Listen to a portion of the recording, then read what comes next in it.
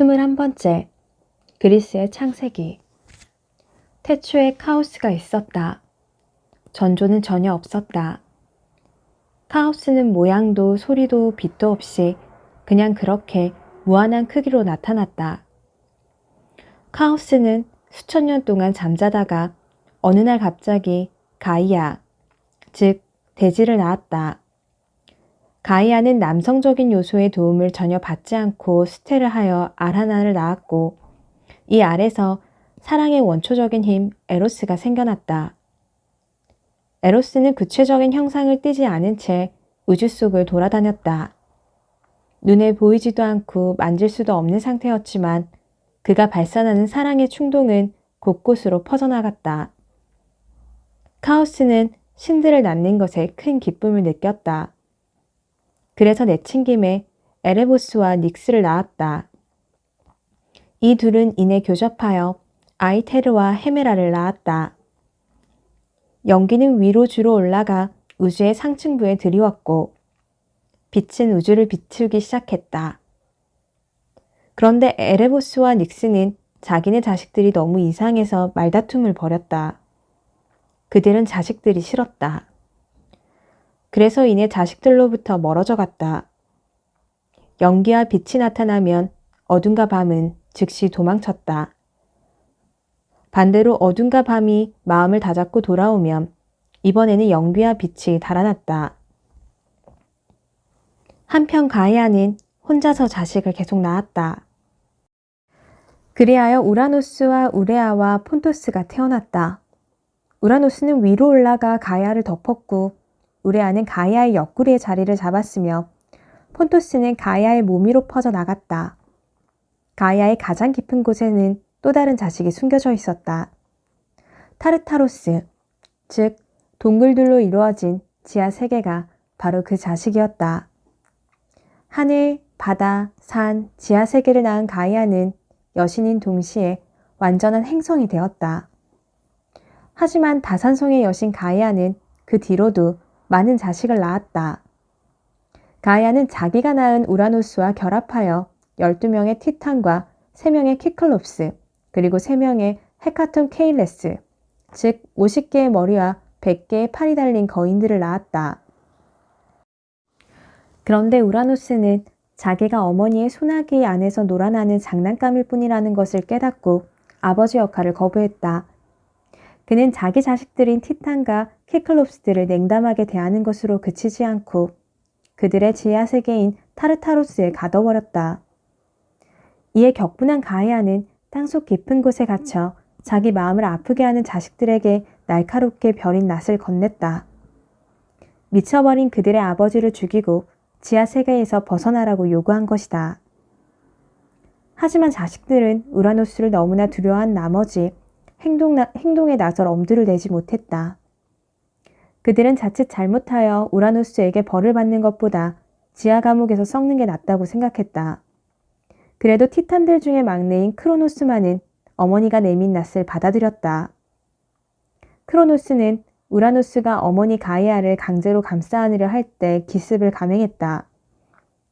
그는 우라노스의 고환을 잡고 날카로운 낫으로 잘라 바다에 던져버렸다. 우라노스는 고통에 겨워 울부짖으며 가능한 높은 곳으로 달아났다. 그는 그토록 잔인한 범죄를 저지른 아들이 무서워 거기에 그대로 머물렀다. 그 대신 서둘러 이렇게 저주를 내렸다.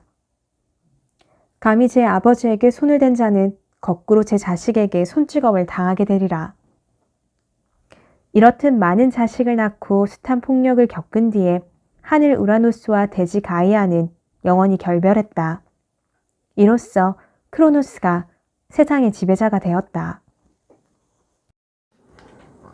22번째. 크로노스. 크로노스는 아버지 우라노스의 난근을 잘라낸 뒤에 아버지의 왕자를 차지했다. 지구에서 멀리 쫓겨난 우라노스는 그저 이따금씩 비를 뿌리는 것으로 자신의 존재를 드러내는 신세로 전락했다. 그는 자기가 낳은 자식들을 불안당이란 뜻으로 티탄이라 부르고 자신을 상대로 흉악한 범죄를 저지른 자들은 반드시 대가를 치르게 되리라고 경고했다.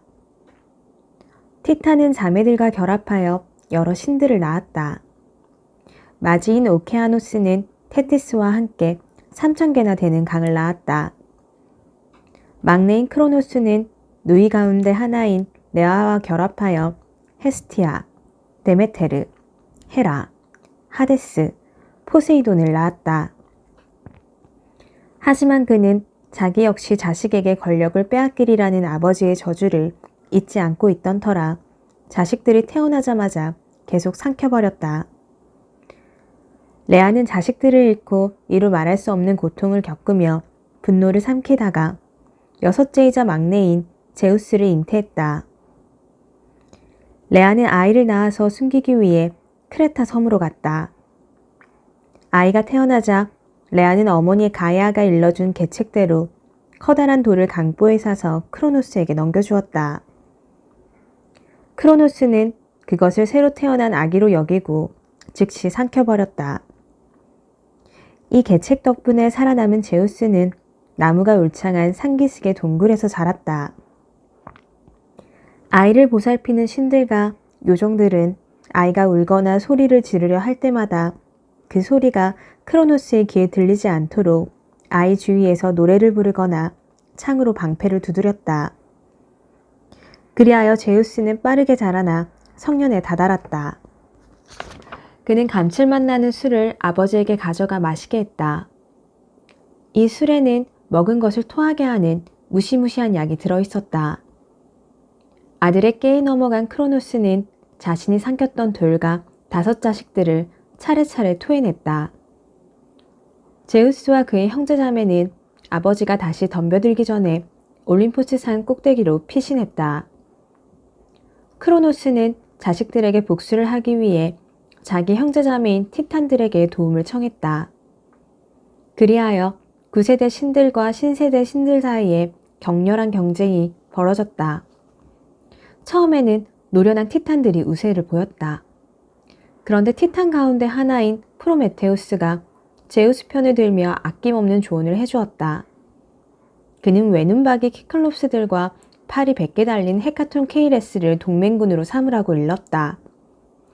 아닌 게 아니라 그들은 아주 훌륭한 동맹군이었다.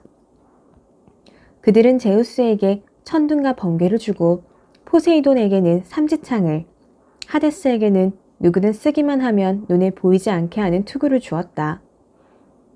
이 전쟁은 결국 올림포스 신들의 승리로 끝났다. 패배한 티탄들은 세상에서 가장 깊은 곳, 지하의 명계보다 아래에 있는 타르타루스에 갇혔다. 한편 오르페우스 밀교의 전승에 따르면 크로노스는 제우스와 화해하고 타르타루스에서 풀려나 지복을 누리는 자들의 섬에서 살았다고 한다. 23번째, 삼보 전진, 이보 후퇴.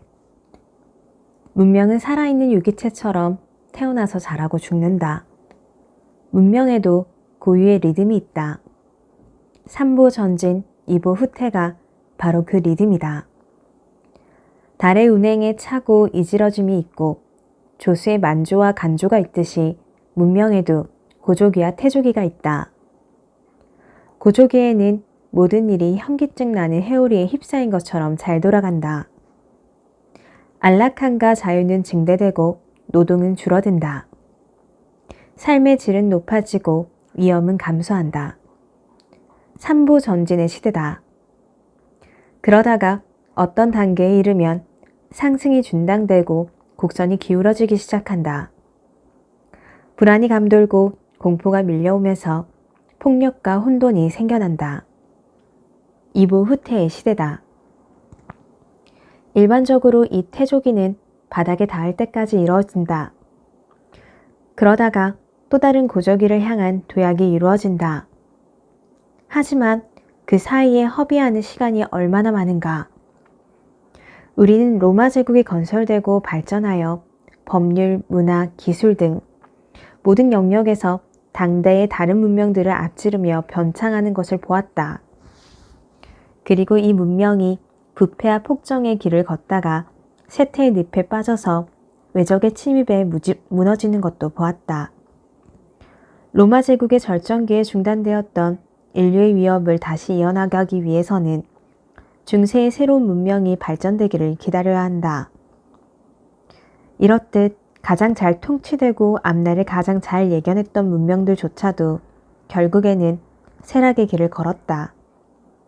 정말 문명의 몰락은 피할 수 없는 것일까?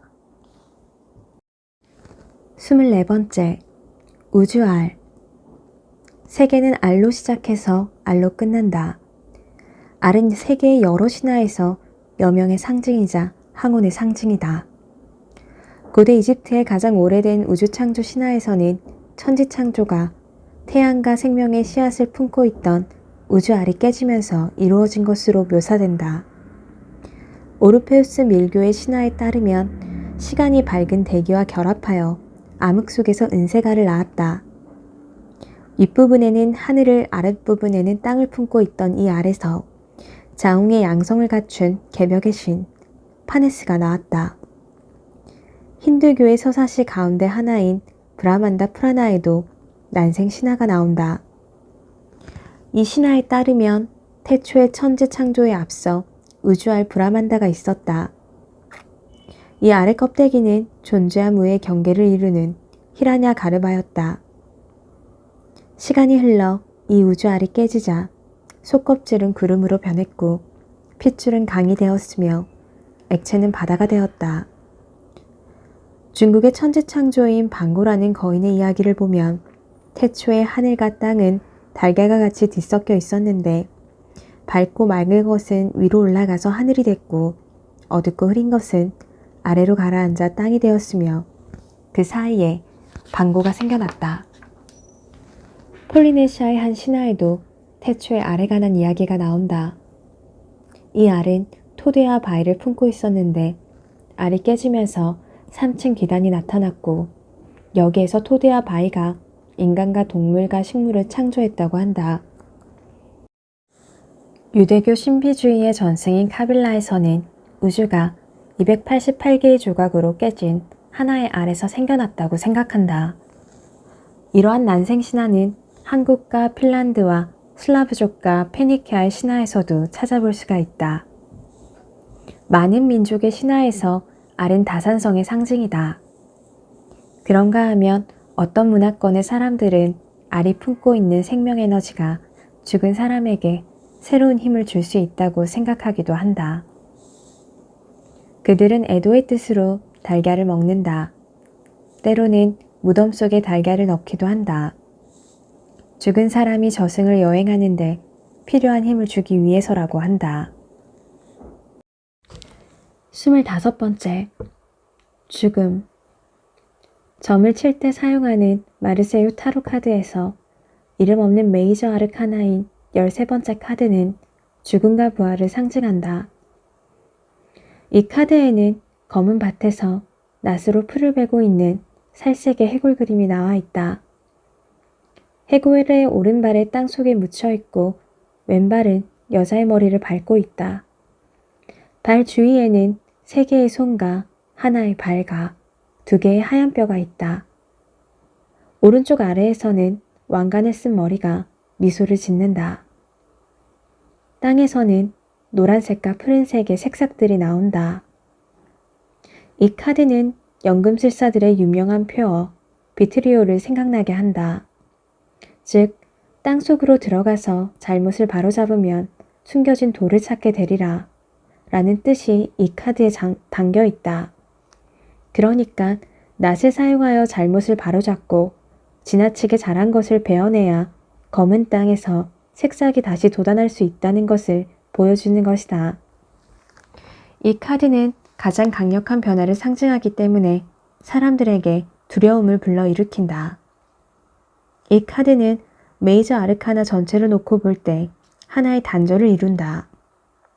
앞선 12개의 아르카나는 작은 신비주의로 간주된다. 그런데 13번째 이후의 아르카나는 위대한 신비에 속한다. 이때부터 천사나 하늘나라의 상징으로 장식된 그림들이 나타난다.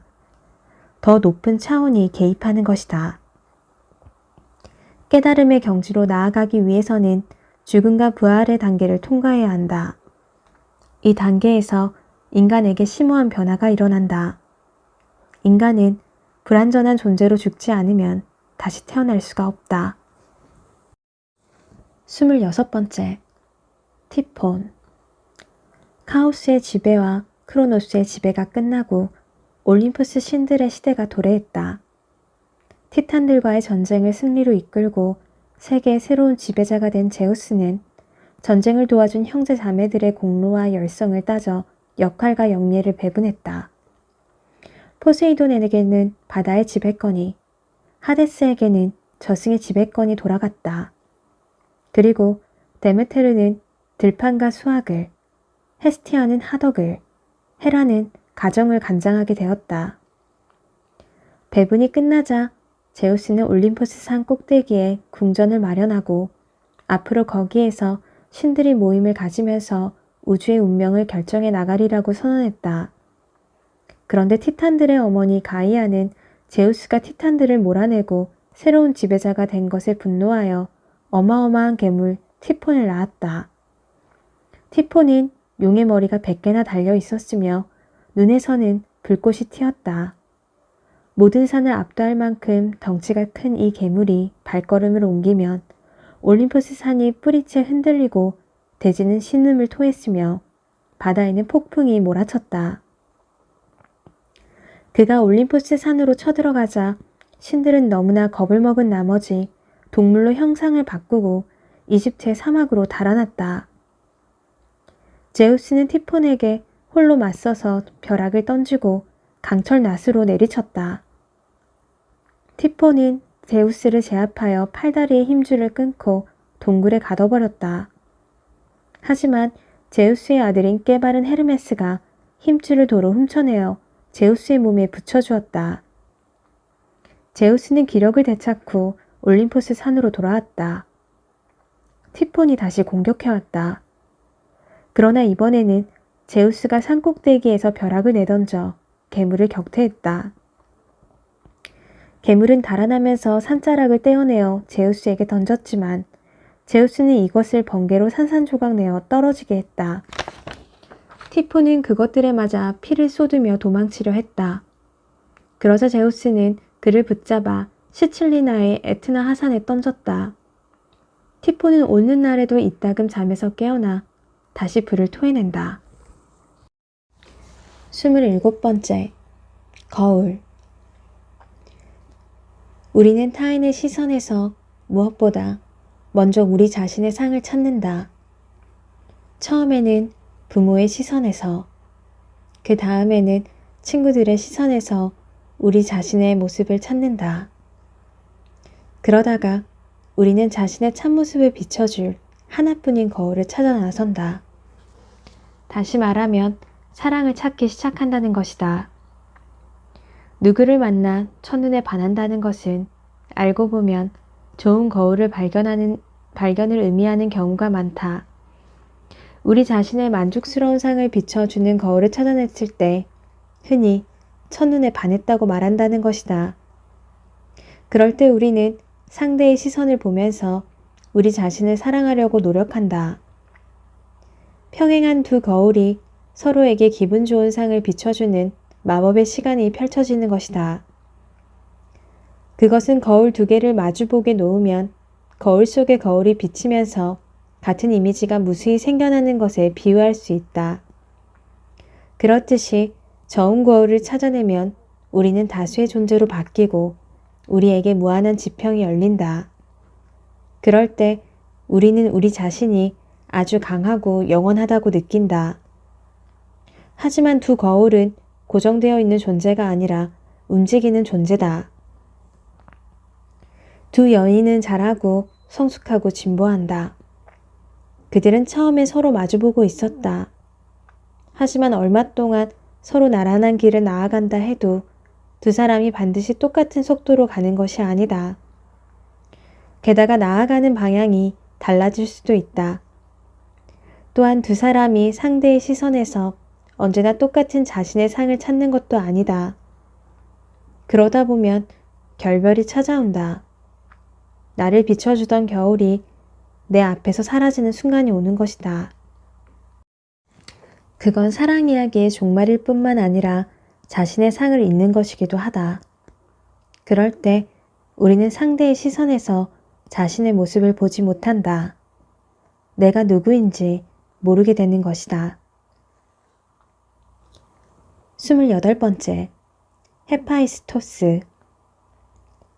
제우스가 혼자서 아테나를 낳자 그것에 세민한 헤라는 자기도 제우스와 동침하지 않고 혼자서 수태할 수 있다는 것을 보여주기 위해 헤파이스토스를 낳는다.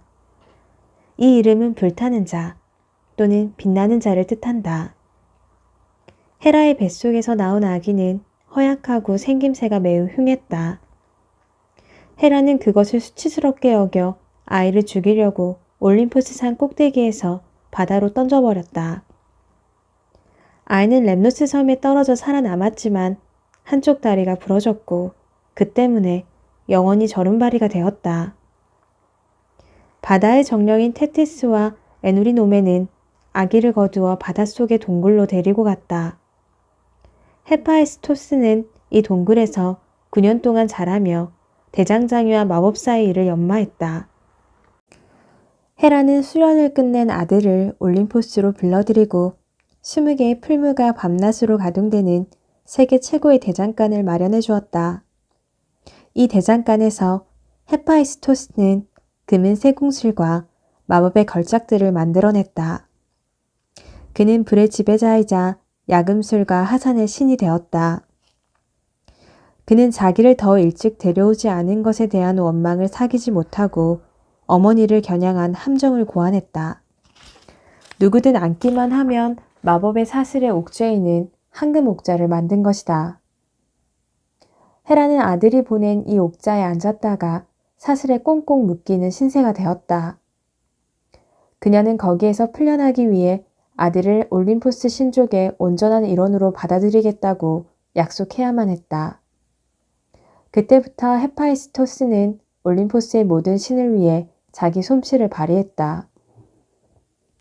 제우스의 방패, 아르테미스의 활과 화살, 아프로디테의 허리띠, 아테나의 창 등이 그의 대표적인 공적이었다. 그는 진흙을 빚어 최초의 여자의 판도라를 만들기도 했고 황금으로 여자 모양의 자동 기계 장치를 제작하여 조수로 쓰기도 했다. 또 아킬레우스에게는 방패를 만들어 주기도 했다. 아킬레우스는 이 방패를 가지고 많은 전투에서 승리를 거두었다. 크레타의 왕 미노스는 헤파이스토스에게 청동 로봇 탈로스를 선물로 받았다. 이 로봇의 몸속에는 목에서 발목까지 이어지는 하나의 혈관이 있었다. 탈로스는 매일 3번씩 뜀박질로 크레타 섬을 일주하면서 해안에 정박하러 오는 침략자들의 배를 물리쳤다. 한 번은 사르디니아 사람들이 크레타 섬에 침입하여 불을 지른 적이 있었다. 그때 탈로스는 불 속에 뛰어들어 제 몸을 벌겋게 달군 뒤 적들을 하나씩 끌어안아 모두 태워 죽였다. 헤파이스토스는 어느 날 헤라와 제우스가 다투는 것을 보았다. 그는 말다툼에 끼어들어 어머니 편을 들었다. 성난 제우스는 그를 올림포스 산 아래로 던져버렸다.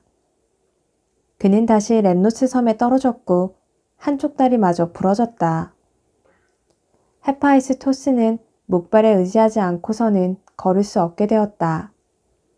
하지만 두 팔은 더욱 단련되고 힘이 붙어서 대장장이 일에 아주 유용했다.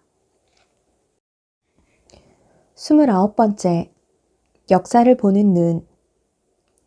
지구의 역사를 일주일이라는 시간으로 한치하면 하루는 대략 6억 6천만 년에 해당한다. 우리의 역사가 월요일 0시에 지구가 단단한 구체로 출현하면서 시작된다고 가정해보자.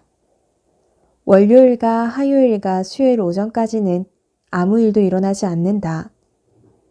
그러다가 수요일 정오가 되면 생명이 박테리아의 형태로 나타나기 시작한다.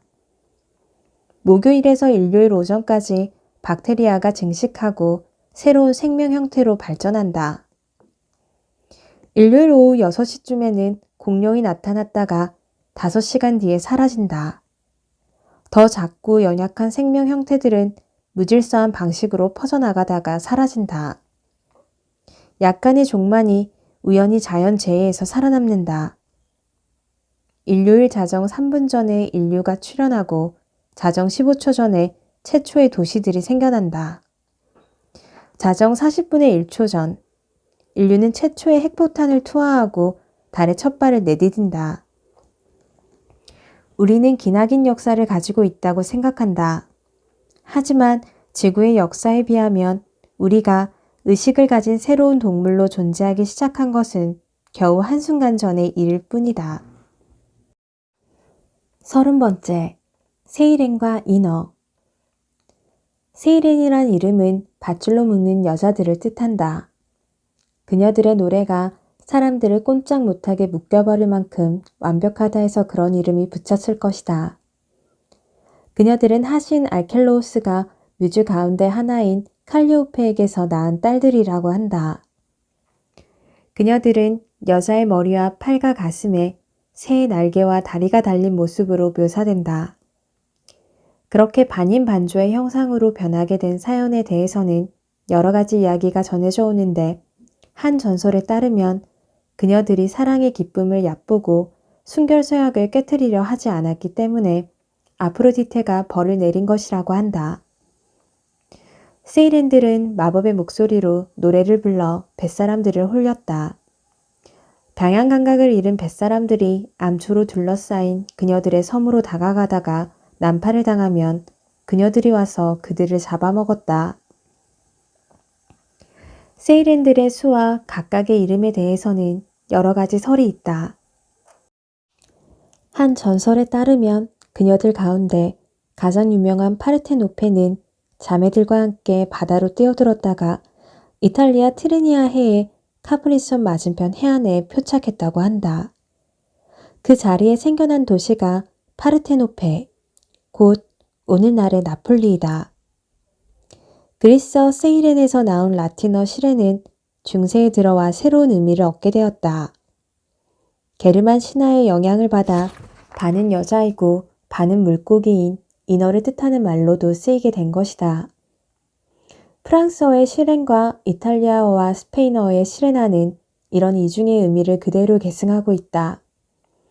말하자면 한 단어에 두 가지 신화가 융합되어 있는 것이다.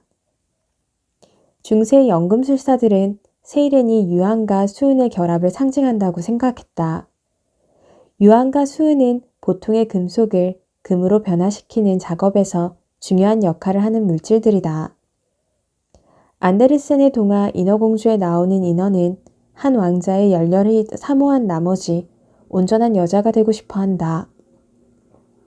그래서 바다의 마법사가 준 묘약의 힘으로 물고기의 하반신을 잇는 대신 여자의 다리를 얻고 왕자 앞에서 매혹적인 춤을 춘다. 비록 왕자와 결혼하는 데는 실패하지만 그녀는 한 사람을 진정으로 사랑한 덕에 불사의 영혼을 가진 존재가 된다. 이 이야기는 하나의 우화이다. 인간은 무수한 고통을 겪으면서도 언제나 자신의 동물적인 조건을 넘어서서 더 높이 올라가려고 노력한다. 그럼으로써 결국에는 인간의 삶에 수직의 차원이 열린다. 31번째, 포세이돈. 포세이돈은 크로노스와 레아의 아들이다. 적시는 자인 그의 형제 자매들과 마찬가지로 태어나자마자 아버지의 뱃속에 갇혀버렸다. 하지만 막내 동생 제우스의 책략 덕분에 구출되어 올림포스의 신이 되고 바다의 지배자가 되었다. 그는 파도를 다스릴 뿐만 아니라 폭풍을 일으키기도 하고 샘들을 솟아나게 하기도 했다. 포세이돈은 제우스 편에 서서 티탄들과 싸웠고 거인족과 싸울 때는 대항의 힘으로 섬의 한 부분을 떼어내어 적에게 던졌다. 제우스는 크로노스를 건자에서 몰아내고 올림포스의 지배자가 되었을 때 포세이돈에게 바닷속의 궁전을 선물로 주었다. 이 궁전은 그리스 보이오티아 지방에서 멀지 않은 에게해에 있다. 인간들이 모여 도시를 건설할 때 신들은 저마다 자기가 지배할 도시를 선택하기로 했다. 포세이돈은 아테네를 점찍고 삼지창을 던져 아크로폴리스에 바닷물이 솟게 했다.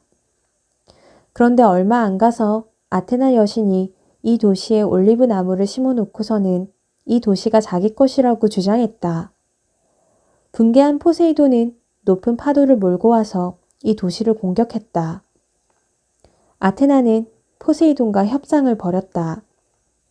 포세이돈은 재난을 중단시켰고 아테나는 그 대가로 모권 체제를 포기하고 포세이돈에 대한 숭배를 포함하는 부권 체제를 받아들이기로 했다. 아테네의 여자들은 투표권을 잃었고 아이들은 어머니의 성을 따르지 않게 되었다. 여신은 이것이 별로 마음에 들지 않았다. 제우스는 남매 간의 전쟁이 벌어지는 것을 막기 위해 중재에 나서야만 했다. 포세이돈은 바다의 노신 네레우스의 딸들 가운데 하나인 암피트리테와 결혼했다. 하지만 그는 여신들이며 요정들과 숱한 연애 행각을 벌였다. 그는 아프로디테가 아레스와 간통하다가 들켜서 궁지에 몰렸을 때 그녀 편에 서서 사태를 수습하는 데 기여했다. 그 뒤에 그는 아프로디테와 결합하여 로도스와 헤로플로스라는 두 딸을 낳았다. 가이아와 함께 안타이오스라는 거인을 낳기도 했다. 이 거인은 리비아의 사막에서 사자들을 잡아먹고 살았으며 여행자들을 닥치는 대로 죽여서 그 시신을 아버지의 신전에 바쳤다고 한다. 한편 포세이돈은 곡물의 여신 데메테르를 사랑하기도 했다. 여신은 포세이돈을 따돌리기 위해 암말로 변신했다. 그러자 포세이돈은 종마로 변신하여 여신을 덮쳤다.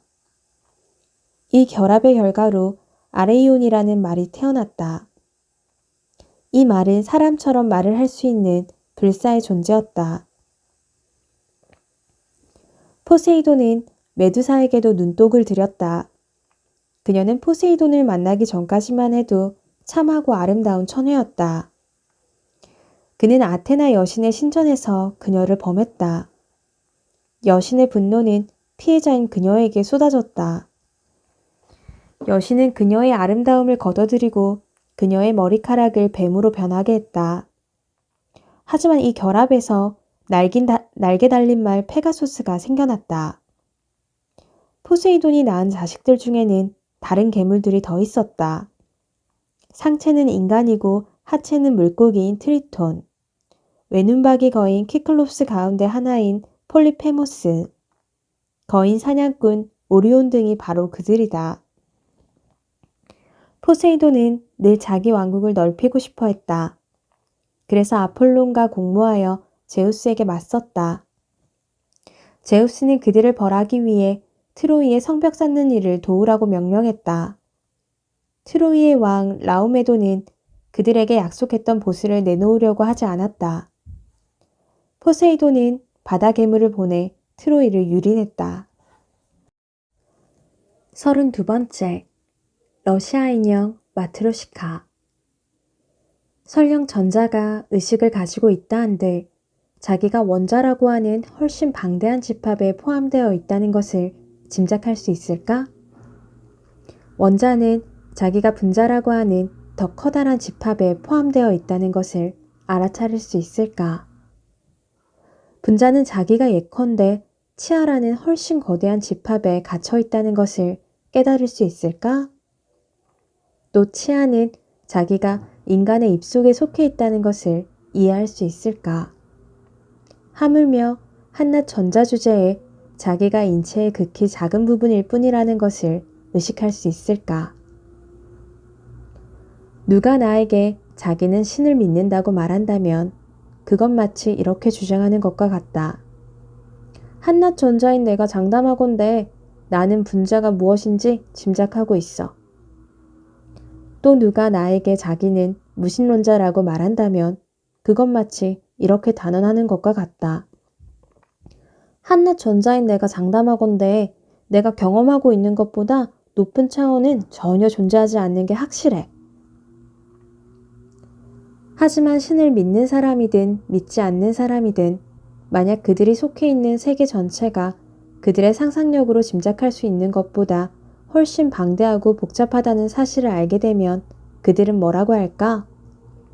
만약 전자가 원자, 분자, 치아, 인간의 차원에 갇혀 있다는 것을 알게 된다면 뿐만 아니라 인간 그 자체도 행성, 태양계 우주에 속해 있다는 것을 알게 된다면 더 나아가서 우주 역시 현재로서는 뭐라 이름 붙일 수 없는 훨씬 더 큰 것에 포함되어 있다는 것을 알게 된다면 그 전자는 얼마나 큰 충격을 받겠는가.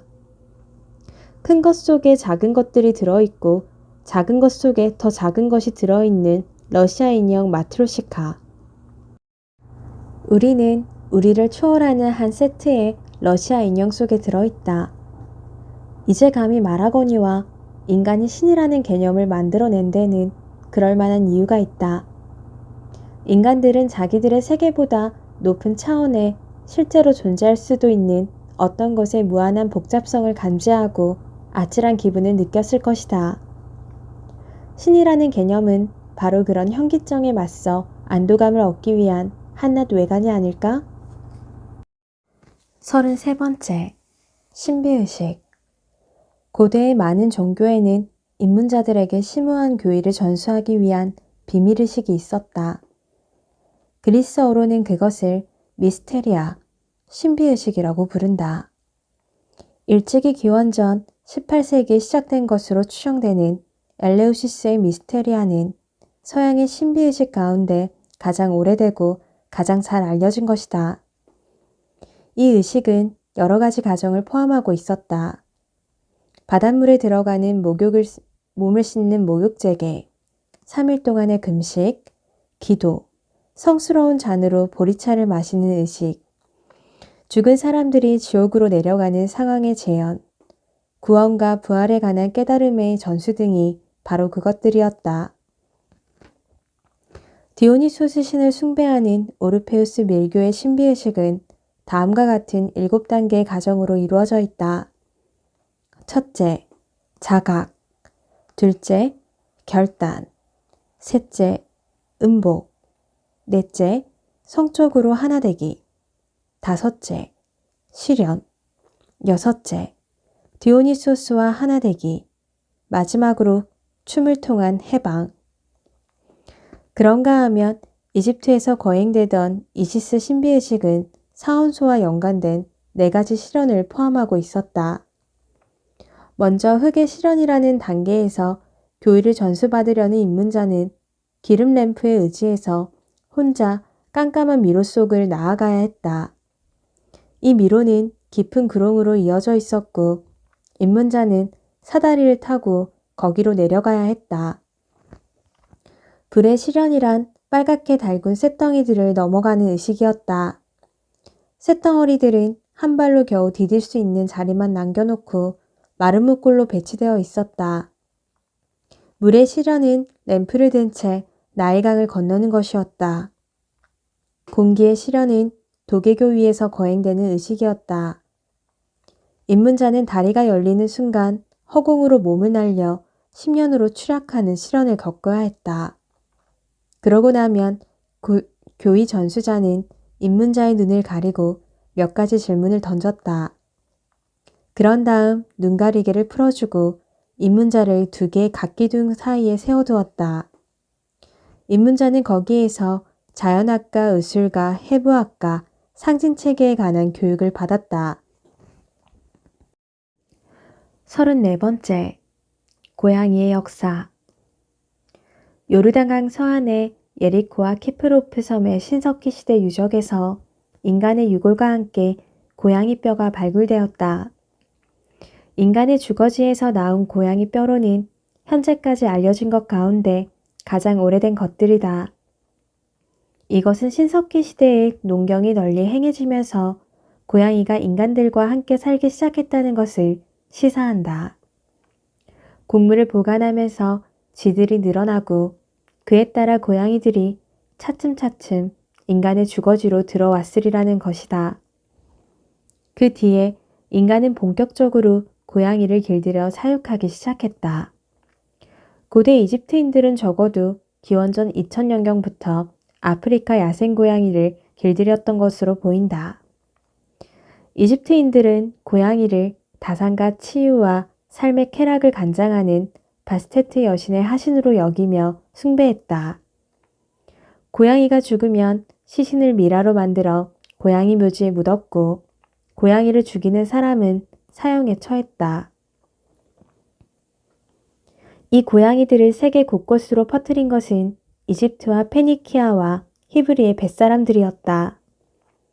그들은 지가 식량과 화물을 갉아먹지 못하도록 배에 고양이들을 싣고 다니다가 이 항구 저 항구의 교역 대상자들에게 주었다.